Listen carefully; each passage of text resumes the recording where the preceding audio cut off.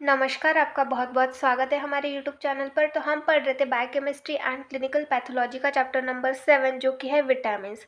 Vitamins इस chapter में हमने 2 विटामिन्स के बारे में पढ़ा, विटामिन्स की डेफिनेशन पढ़ी और विटामिन्स का क्लासिफिकेशन पढ़ा। उनमें से 2 विटामिन्स हमने पढ़े, vitamin A and vitamin D, last lecture में। अगर आपने वो लेक्चर नहीं देखा होगा तो आप हमारे चैनल पर जाकर देख सकते हैं।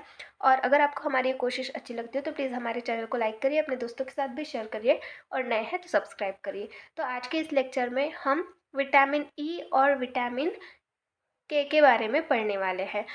तो विटामिन ई और विटामिन के सोर्सेज क्या है, इनका केमिकल नेचर क्या है, फंक्शंस क्या है, ये सारी इन्फॉर्मेशन हम आज के लेक्चर में देखने वाले हैं। तो आइए स्टार्ट करते हैं।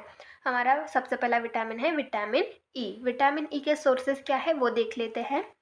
व्हीट जर्म ऑयल हो गया, कॉर्न जर्म ऑयल हो गया, coconut oil, sunflower oil, peanut oil, palm oil, mustard oil और सोयाबीन ऑयल। तो ये जो ऑयल्स होते हैं उनमें विटामिन ई होता है। देन नेक्स्ट हम देखेंगे इसका केमिकल नेचर। विटामिन ई का केमिकल नेचर किस तरीके का होता है। Vitamin E refers to a group of 4 compounds. तो ये जो विटामिन ई है ये 4 कंपाउंड से मिलके बना हुआ होता है। इसमें 4 कंपाउंड्स होते हैं। अब ये 4 कंपाउंड्स कौन कौन से हैं वो भी हम आगे देखेंगे। द कंपाउंड्स आर, तो यहाँ पर कंपाउंड्स देखेंगे कि कौन कौन से कंपाउंड्स हैं। सबसे पहला कंपाउंड है अल्फा टोकोफेरॉल, देन नेक्स्ट है beta tocopherol, gamma tocopherol and delta tocopherol. तो इस तरीके से ये 4 कंपाउंड्स हैं, इनसे मिलके विटामिन ई बना हुआ है। नेक्स्ट क्या बोला गया है, different type of tocopherol differ in methyl group at position 5, 7 and 8 of chromane ring. तो यहाँ पर क्या बोला गया है, ये जो टोकोफेरॉल है इनका जो स्ट्रक्चर है वहाँ पर मिथाइल ग्रुप जो है उसमें डिफरेंस देखा जाता है। मिथाइल ग्रुप की जो पोजीशन होती है कौन कौन सी, 5th नंबर की, 7 नंबर की और 8 नंबर की। जो क्रोमेन रिंग इस स्ट्रक्चर में, टोकोफेरॉल के स्ट्रक्चर में क्रोमेन रिंग प्रेजेंट होती है। तो क्रोमेन रिंग के 5th पोजीशन पे, 7th पोजीशन पे और 8th पोजीशन पे मिथाइल ग्रुप की जो पोजीशन है वो हर टोकोफेरॉल में चेंज होती रहती है। तो इस तरीके से इनके स्ट्रक्चर चेंज होते हैं एक दूसरे से। Beta and gamma tocopherol contain 2 methyl group while delta tocopherol contain 1 methyl group. तो बीटा और गामा टोकोफेरॉल जो होते हैं उनके स्ट्रक्चर में 2 मिथिल ग्रुप प्रेजेंट होते हैं और डेल्टा टोकोफेरॉल में सिर्फ एक ही मिथिल ग्रुप प्रेजेंट होता है। देन नेक्स्ट हम इसके स्ट्रक्चर्स देखेंगे। ये जो टोकोफेरॉल्स है इनके स्ट्रक्चर हम यहाँ पर देखेंगे। तो सबसे पहले अल्फा टोकोफेरॉल। अल्फा टोकोफेरॉल का स्ट्रक्चर आप देखिए, यहाँ पर ये हो गई क्रोमेन रिंग और ये इस तरीके के स्ट्रक्चर है। तो ये कैसे ड्रॉ करने हैं वो सबसे पहले देख लेते हैं। दिखने में हार्ड दिखते हैं पर इनको ड्रॉ करना आसान होता है। तो आप यहाँ पर देखिए, हम सबसे पहले अल्फा टोकोफेरॉल का स्ट्रक्चर ड्रॉ करेंगे। आपको यहाँ पर 6 कार्बन रिंग निकालनी है, इस तरीके से 2 रिंग निकालनी है और दूसरी जो रिंग है उसके इस वाले कार्बन की जगह ऑक्सीजन होगा। और यहाँ पर जो अल्फा टोकोफेरॉल है उसमें 3 मिथिल ग्रुप होते हैं, 1, 2, 3, इस तरीके से। और ये जो पोजीशन है इसमें OH ग्रुप प्रेजेंट होता है। देन आपको क्या करना है, आपको यहाँ पर काउंट करना है कि यहाँ पर कितने हैं। तो ये जो इस तरीके से स्ट्रक्चर है इनको हम काउंट करेंगे। तो यहाँ पर ये हो गया 1, 2, 3, 4, 5, 6, 7। तो यहाँ पर 7 है। उसी तरीके से यहाँ पर हम ड्रॉ करेंगे। ये हो गया 1, ये 1 हो गया, 2, 3, 4, 5, 6, 7। इस तरीके से ये 7 स्ट्रक्चर हो गया। देन नेक्स्ट यहाँ पर इस तरीके से मिथिल ग्रुप प्रेजेंट है, ऐसे 3 मिथिल ग्रुप और इस तरीके से यहाँ पर इस तरीके से ये स्ट्रक्चर हो गया। यहाँ पर डबल बॉन्ड भी है। ये स्ट्रक्चर हो गया अल्फा टोकोफेरॉल का। देन नेक्स्ट हम देखेंगे बीटा टोकोफेरॉल का स्ट्रक्चर। तो बीटा टोकोफेरॉल के स्ट्रक्चर में किस तरीके से हमें ड्रॉ करना है ये बीटा टोकोफेरॉल का स्ट्रक्चर।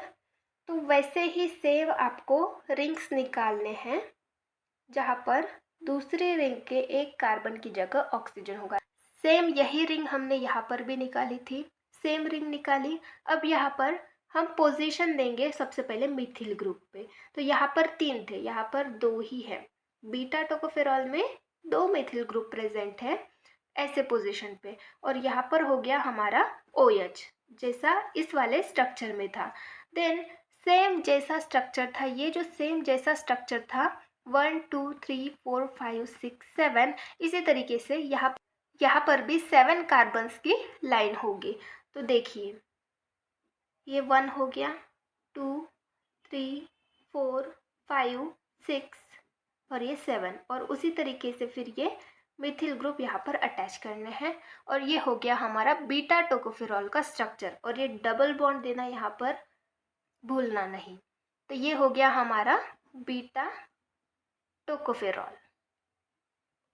अब हम देखेंगे गामा टोकोफेरॉल का स्ट्रक्चर। गामा टोकोफेरॉल का स्ट्रक्चर किस तरीके का होता है? सेम यही रिंग आपको निकालनी है। सेम 6 कार्बन की एक रिंग और दूसरी रिंग के एक कार्बन पे जो एंडिंग वाला कार्बन है नीचे का, वहाँ पर ऑक्सीजन। ठीक है, फिर मिथिल ग्रुप हम देखेंगे। मिथिल ग्रुप यहाँ पर 2 प्रेजेंट है। हमने अभी देखा था कि बीटा और गामा में 2 मिथिल ग्रुप होते हैं। तो बीटा टोकोफेरॉल में 1 and 2 और गामा टोकोफेरॉल में 1 and 2। इस तरीके से ये 2 मिथिल ग्रुप होते हैं, और ये OH जैसे का वैसा OH। ठीक है, और ये डबल बॉन्ड यहाँ पर आ गए। फिर जैसे हमने यहाँ पर निकाला था सेम वैसे ही यहाँ पर हमें निकालना है। ये एक हो गया, 1 2 3 4 5 6 और ये 7।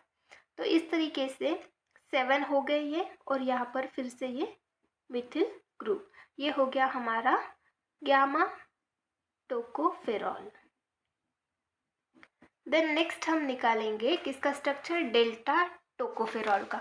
तो डेल्टा टोकोफेरॉल का स्ट्रक्चर किस तरीके का होता है वो देखेंगे।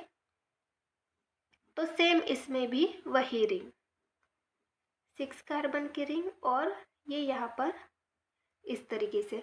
अब मिथिल ग्रुप देखेंगे। अब हमने देखा था कि बीटा और गामा में 2 मिथिल ग्रुप होते हैं, पर डेल्टा में सिर्फ 1 मिथिल ग्रुप प्रेजेंट रहता है। तो डेल्टा में पर मिथिल ग्रुप प्रेजेंट रहता है यहाँ पर इस तरीके से, और यहाँ पर ये OH हर रिंग में प्रेजेंट रहता है। तो इस तरीके से ये स्ट्रक्चर हो गया। ये हमने डबल बॉन्ड दे दिए, और उसी तरीके से सेम स्ट्रक्चर 7 रिंग्स। ये हो गई 1 2 3 4 5 6 7, और ये 1 2 and 3। एक छोड़ के देना है आपको लाइंस मिथिल ग्रुप। और ये हो गई यहाँ पर इस तरीके से। ये हो गया हमारा डेल्टा टोकोफेरॉल। इस तरीके से ये स्ट्रक्चर आपको ड्रॉ करने हैं, और इस तरीके से याद रखने हैं आपको ये स्ट्रक्चर। तो इस तरीके से ये हो गए हमारे विटामिन E के स्ट्रक्चर्स। चारों कंपाउंड्स के स्ट्रक्चर हमने यहाँ पर देख लिए। देन नेक्स्ट हम देखेंगे फंक्शंस। इसके फंक्शंस क्या होते हैं, विटामिन E के फंक्शंस क्या होते हैं वो देखेंगे। It function as antioxidant. तो ये एज ए एंटीऑक्सीडेंट करके यूज़ किया जाता है, क्योंकि ये ऑक्सीडेशन को प्रिवेंट करता है। विटामिन E ऑक्सीडेशन को प्रिवेंट करता है, इसीलिए इसको एंटीऑक्सीडेंट कहा जाता है। देन नेक्स्ट है it prevent pre oxidation of membrane lipid. तो मेम्ब्रेन लिपिड का pre oxidation vitamin E prevent करता है। देन नेक्स्ट है प्रोटेक्ट मेम्ब्रेन। मेम्ब्रेन्स को प्रोटेक्ट करने के लिए विटामिन E बहुत ही ज़्यादा इसेंशियल होता है। इस तरीके से इसके फंक्शंस हो गए। देन नेक्स्ट हम देखेंगे रिकमेंडेड डेली इनटेक। तो डेली इनटेक कितना करना है वो देखेंगे। अडल्ट में 10 mg of vitamin E per day. तो at least 10 mg vitamin E per day daily intake adult का यहाँ पर बताया गया है। देन नेक्स्ट है प्रेग्नेंट एंड लैक्टेटिंग वुमेन। तो प्रेग्नेंट और लैक्टेटिंग वुमेन में 12 to 13 mg पर डे इतना डेली इनटेक उनका होना चाहिए। देन नेक्स्ट हम देखेंगे डिफिशियंसी डिसीज़। विटामिन E की डिफिशियंसी की वजह से कौन से डिसीज़ कंडीशंस होते हैं वो देखेंगे। सबसे पहला है in infants vitamin E deficiency cause haemolytic anaemia. Haemolytic anaemia मतलब क्या होता है, आरबीसी की कमी हो जाना, हमारे ब्लड में आरबीसी कम हो जाना, उसको हम बोलते हैं हीमोलाइटिक एनीमिया। तो विटामिन ई की डिफिशियंसी अगर हो तो जो इन्फेंट्स होते हैं, जो छोटे बच्चे होते हैं, उनमें हीमोलाइटिक एनीमिया हो जाता है। Neuro degenerative disease cause bye deficiency of vitamin E. तो न्यूरो डीजनरेटिव, हमारे न्यूरॉन्स जो है वो डीजनरेट होने लगते हैं, ऐसा डिसऑर्डर हमारे बॉडी में ऑकर हो सकता है विटामिन ई की डिफिशियंसी की वजह से। देन नेक्स्ट है ataxia. It is a rare neurological disease cause by defect in alpha tocopherol transport protein. तो एटेक्सिया मतलब ये एक ऐसी कंडीशन होती है, ये हमारी न्यूरॉन की कंडीशन है, इसमें हम अपनी बॉडी को बैलेंस नहीं कर पाते प्रॉपरली, हमारा जो बैलेंस है वो प्रॉपर नहीं रहता, हम हमारे पोस्चर को मेंटेन नहीं कर पाते। तो ऐसी कंडीशन को हम बोलते हैं एटेक्सिया। तो ये एक रेयर न्यूरोलॉजिकल डिसीज़ है जो कि किसकी वजह से होता है, डिफेक्ट होने की वजह से। किस में defect, alpha tocopherol transport protein. तो अल्फा टोकोफेरॉल ट्रांसपोर्ट प्रोटीन मतलब हमारे बॉडी में एक ऐसा ट्रांसपोर्ट प्रोटीन होता है जो कि अल्फा टोकोफेरॉल को ट्रांसपोर्ट करता है। तो इसमें अगर कोई डिफेक्ट रहा तो उस कंडीशन में हमें एटेक्सिया ये कंडीशन हो सकती है। तो इस तरीके से ये डिफिशियंसी डिसीज हो गए विटामिन ई के। देन नेक्स्ट हम देखेंगे विटामिन के। विटामिन के सोर्सेज क्या है, इसके फंक्शंस क्या है, केमिकल नेचर क्या है, वो सारी इन्फॉर्मेशन हम यहाँ पर देखेंगे। सबसे पहले हम यहाँ पर सोर्सेज देख लेते हैं। सबसे पहला है cauliflower, cabbage, peas, soybean, rice, oats, tomatoes, potato, banana, cheese, butter, egg, spinach. तो ये सारे सोर्सेस है विटामिन के। देन नेक्स्ट हम देखेंगे chemical nature of vitamin K. Vitamin K का केमिकल नेचर क्या होता है। Vitamin K refer to a group of compound which are as follows. तो विटामिन के भी ये कंपाउंड से मिलके बना हुआ रहता है, इनका ग्रुप होता है, कंपाउंड का ग्रुप होता है, उनसे मिलके विटामिन के बना हुआ रहता है। कौन से कंपाउंड्स होते हैं, विटामिन के1 जिसको हम फाइलोक्विनोन बोलते हैं, जो कि फाउंड इन प्लांट, जो कि प्लांट में मिलते हैं, और दूसरा है विटामिन के2 जिसको हम मीनाक्विनोन बोलते हैं, जो कि फाउंड इन एनिमल्स, जो एनिमल्स में मिलते हैं। तो इस तरीके से ये दो कंपाउंड्स होते हैं, इनसे मिलके विटामिन के जो है वो बना हुआ होता है। देन नेक्स्ट हम देखेंगे विटामिन के का स्ट्रक्चर। तो इस तरीके से यहाँ पर स्ट्रक्चर दिया गया है विटामिन के का। ये विटामिन के1 का मतलब फाइलोक्विनोन का स्ट्रक्चर हो गया। ये किस तरीके से ड्रॉ करना है वो हम यहाँ पर देख लेते हैं। तो देखिए आप यहाँ पर हमें सबसे पहले दो रिंग्स ड्रॉ करनी है। यहाँ पर डबल बॉन्ड्स इस तरीके से, इसका सबसे ऊपर वाला जो कार्बन है और सबसे नीचे वाला जो दूसरी रिंग है उसके सबसे ऊपर वाले और सबसे नीचे वाले कार्बन पे आपको डबल बॉन्ड ओ लगाना है। और ये CH3 हो गया, CH2, then CH double bond C, इसमें CH3 आपको लगाना है, CH2। तो आप यहाँ पर देखिए 1 2 3 4, और ये यहाँ पर एक मिथिल ग्रुप ज्वाइन हुआ है। देन यहाँ पर आपको ब्रैकेट में फिर से 4 कार्बन, 1 2 3 4, 1 2 3 4 इस तरीके से, और ये हो गया 3H। तो CH2 CH2 CH2 और यहाँ पर ये हो गया CH3। इस तरीके से आपको ये विटामिन के1 का स्ट्रक्चर ड्रॉ करना है, जिसको हम फाइलोक्विनोन भी बोलते हैं। इस तरीके से ये हो गया विटामिन के1 का स्ट्रक्चर। देन नेक्स्ट हम देखेंगे विटामिन के2 का स्ट्रक्चर। विटामिन के2 मतलब मीनाक्विनोन का स्ट्रक्चर किस तरीके से ड्रॉ करते हैं वो देखेंगे। तो आप यहाँ पर देखिए इसमें भी दो रिंग्स प्रेजेंट है, सेम के1 की तरह। उसी तरीके से हमें यहाँ पर CH3 डबल बॉन्ड यहाँ पर, और यहाँ से चेंज होता है इस रिंग का स्ट्रक्चर। यहाँ पर bracket CH2 CH double bond CH2, कितने कार्बन है 1 2 3 4, यहाँ पर एक बॉन्ड CH3 ये हो गया, और 6H। इस तरीके से ये हो गया विटामिन K2 का स्ट्रक्चर, इसको हम मिनाक्विनॉन भी बोलते हैं। तो ये हो गए विटामिन के स्ट्रक्चर्स, विटामिन K1 और K2 के स्ट्रक्चर्स। देन नेक्स्ट हम देखेंगे विटामिन के फंक्शंस। इनके फंक्शंस क्या होते हैं? सबसे पहला है requirement for synthesis of blood clotting factor.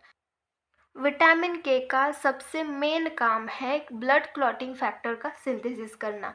Vitamin के ये बहुत ही ज़रूरी है ब्लड क्लॉटिंग फैक्टर को सिंथेसाइज करने के लिए। ब्लड क्लॉटिंग फैक्टर मतलब जो प्रोथ्रोम्बिन हो गए, थ्रोम्बिन हो गए, तो ये जो फैक्टर्स है इनके सिंथेसिस के लिए विटामिन के बहुत ही ज़्यादा ज़रूरी होता है। अगर विटामिन के की डिफिशियंसी हो गई तो ये जो फैक्टर्स है ये प्रॉपरली सिंथेसाइज नहीं हो पाते हमारी बॉडी में, जिसकी वजह से हमें बहुत ही रेयर डिसीज कंडीशंस का सामना करना पड़ सकता है। देन नेक्स्ट हम देखेंगे रिकमेंडेड डेली इंटेक। तो इसका डेली इंटेक कितना करना चाहिए? अडल्ट्स में 70 to 140 microgram per day, 70 to 140 microgram बोला गया है पर डे, इतना इंटेक अडल्ट में होना चाहिए। देन नेक्स्ट है प्रेगनेंसी एंड लैक्टेटिंग वुमन। तो लैक्टेटिंग वुमन और प्रेग्नेंट वुमन में कितना होना चाहिए इंटेक? 150 to 200 माइक्रोग्राम पर डे। तो इतना इंटेक उन्होंने करना चाहिए। देन नेक्स्ट है डिफिशियंसी डिसीज़। तो डिफिशियंसी डिसीज़ देखेंगे हम विटामिन के का कौन कौन से होते हैं? हीमोरेज इन न्यूबॉर्न्स। तो जो छोटे बच्चे होते हैं, न्यूबॉर्न्स होते हैं, उनमें हीमोरेज होता है। हीमोरेज मतलब हमारे बॉडी के इनसाइड में ब्लीडिंग होती है, उसको हम बोलते हैं हीमोरेज। तो न्यूबॉर्न्स में हीमोरेज ये कंडीशन पाई जा सकती है अगर विटामिन के की डिफिशियंसी हो तो। देन नेक्स्ट है हाइपोप्रोथ्रोम्बिनेमिया। तो यहाँ पर आप देखिए हाइपो मतलब कम, डिक्रीज होना। प्रोथ्रोम्बिन ये ब्लड क्लॉटिंग फैक्टर है और इमिया मतलब होता है ब्लड। तो हाइपोप्रोथ्रोम्बिनेमिया मतलब, हाइपो मतलब डिक्रीज, तो ब्लड में प्रोथ्रोम्बिन की कमी होना। जो प्रोथ्रोम्बिन है, जो ब्लड क्लॉटिंग फैक्टर है, उसकी कमी हो, प्रोथ्रोम्बिन की कमी हो हमारे ब्लड में, तो उस कंडीशन को हम बोलते हैं हाइपोप्रोथ्रोम्बिनेमिया। तो इस तरीके से ये डिफिशियंसी डिसीजेस हो गए विटामिन के। तो यहाँ पर हमने जितने भी ये फैट सोल्यूबल विटामिन्स थे वो सारे विटामिन्स के बारे में इंफॉर्मेशन देख ली, उनके सोर्सेस, केमिकल नेचर। 4 विटामिन्स थे, vitamin A, vitamin D, vitamin E and vitamin के। इन चारों विटामिन्स के बारे में हमने देख लिया है। आज के लेक्चर में बस इतना ही, बाकी का टॉपिक हम नेक्स्ट लेक्चर में देखेंगे। नेक्स्ट लेक्चर में हम वाटर सोल्यूबल विटामिन्स के बारे में पढ़ेंगे। तो आज के लेक्चर में बस इतना ही। Thank you.